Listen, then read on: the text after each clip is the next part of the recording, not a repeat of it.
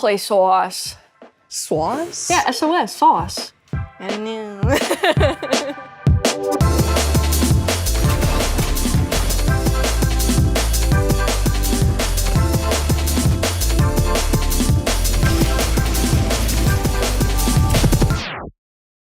This is Athena Dye, our resident yapper, bloodthirsty girly, and technical designer. So this is Natalie Pellman. She's yapper number 2. And she's our senior concept artist here. This is Chad. He's one of our very talented back-end engineers. And this is Colton. He's an engineer on, when I say seekers, I mean like the characters that you are controlling and moving around the maps. I think the way that I would describe our game is like if League's presentation kind of met Dark and Darker and Tarkov's gameplay loop. A lot of our controls, camera, and characters are going to be familiar for players who play games like League or Dota, but those who are familiar with the extraction genre, games like Tarkov and such, might find themselves being pushed a little bit in the pace because it's a lot more brawlery. We pull a lot of inspiration from games like Battlerite, but the stakes of extraction is still there, so if you make a mistake, you might be punished for it. So one of the things I think Seekers does is it makes extraction and MOBAs more accessible than both of those genres. I've tried other games like Tarkov or Hunt Showdown where like I did not feel like I had a fun or successful run after like 10, 12 hours. And I feel like you can really feel the fuel of the excitement and engagement in our game within like the first hour or two. The game loop is really meant to be played in these 3 different maps. The capped map can help you build up a stash. The uncapped map is where you go to, you fight bosses, you get sort of the best gear that you can. And now that you're kitted out, what do? A third map, what we're calling internally like the high stakes map. My biggest takeaway designing these maps is sort of just how different of a player experience different players want, not just across different, mastery levels, but also just at different times, like what players want. Maybe they want a more casual experience one day, and the cap map is great for that. If you are a player who wants to see how deep this mastery tree can take you, you can take what you've learned in the cap map and you can go into the uncapped map. Which is this just completely lawless, everything goes, all gear power, all players, all the time kind of map. There's like a bunch of teams that can queue in, it's huge. There's like a bunch of systems, underground tunnels, everything. And maybe another day they really want to sweat, they really want to be bloodthirsty, and we open up our high stakes map for them, and they go to town and murder everybody in that map. Don't put at me. Definitely it will be like the sort of high tier player, high geared player. It doesn't have to be for everyone, but we see it as like the in-game experience for sure. You think you're good at this game, prove it.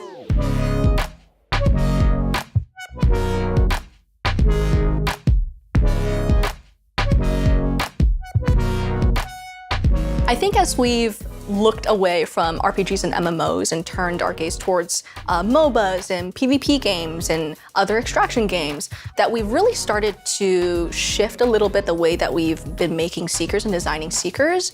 We thought the game was going to be way more PvE focused at first and more about sneaking around and avoiding other players, really similar to other extraction games. But the more we played, the more we found team fights just super fun. We've also really leaned into making sure every single Seeker has a little bit of a unique play style that other Seekers don't. So every time a player picks up a new Seeker, it feels like they're almost playing the game a completely different way. I'm really excited for our newest Seeker that we've just recently play tested, Strix, who's this awesome, sneaky, predatory owl archer. I just always immediately gravitate towards the long-range characters and snipers and bow and arrow characters, and he's our longest range character yet by almost double, so you can really fulfill that fantasy of kind of standing in the back lines, poking at people, and landing those precision shots. That's just been super satisfying for me. A ripe area of opportunity for us that we talk a lot about at this studio is, what does an extraction hero look like? Yeah. We're trying to think of ways that we might be able to manipulate this genre from a hero standpoint. What if there was a character that could steal from other characters' bags or something like that? Probably super broken, but we're just starting to explore this space of like, can I manipulate vision? Can I manipulate the map in a certain way that's going to give me an advantage over other people in this specific genre?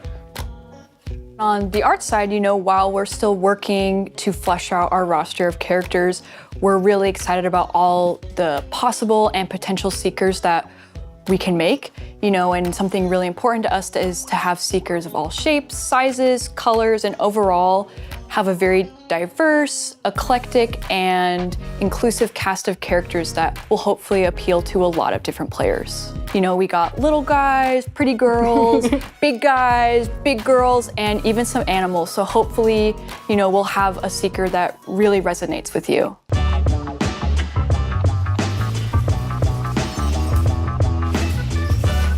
I'm most excited for just getting players in for longer sessions.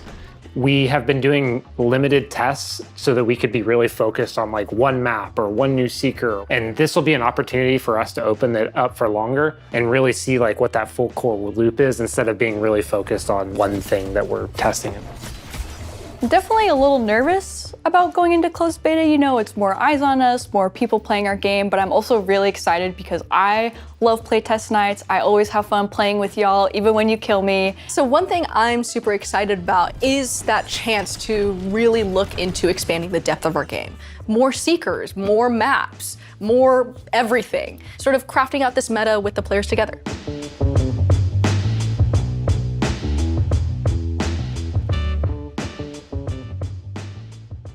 Like and subscribe.